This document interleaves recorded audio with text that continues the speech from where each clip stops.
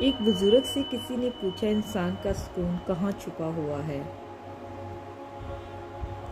ایک بزرگ سے کسی نے پوچھا کہ انسان کا سکون کہاں چھپا ہوا ہے؟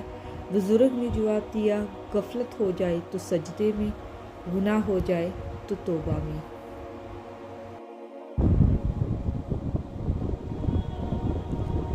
شیخ سعدی رحمۃ اللہ علیہ فرماتے ہیں، اپنے پیٹ کو کھانے سے خالی رکھو تاکہ اس میں اللہ کا نور دیکھ سکو، تو عقل سے اس لیے خالی ہے کہ دائم سے تو ناک تک بھر بیٹھا ہے۔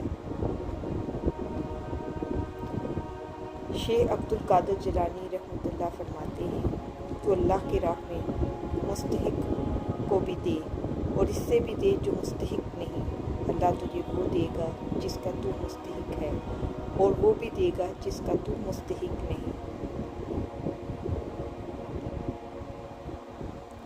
مولانا رومی، میں نے بہت سے انسان دیکھے ہیں جن کے بدن پر لباس نہیں، اور بہت سے لباس دیکھے ہیں جن کے اندر انسان نہیں۔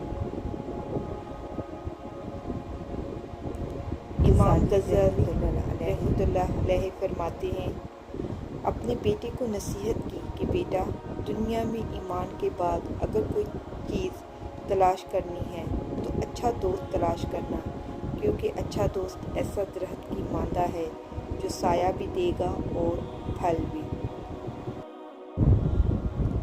خواجہ حسن بصری رحمۃ اللہ علیہ نے کیا خوب کہا، بھیڑ بکریاں انسانوں سے زیادہ باخبر ہوتی ہیں، کیونکہ وہ چراغوں کی ایک آواز پر چرانا چھوڑ دیتی ہیں، اور انسان اپنی خواہش کی خاطر احکام الہی کی بھی پرواہ نہیں کرتے۔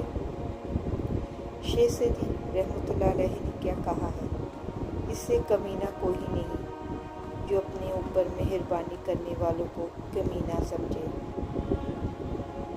بہترین قول ذکر ہے، بہترین فعل عبادت ہے، اور بہترین خصلت علم ہے۔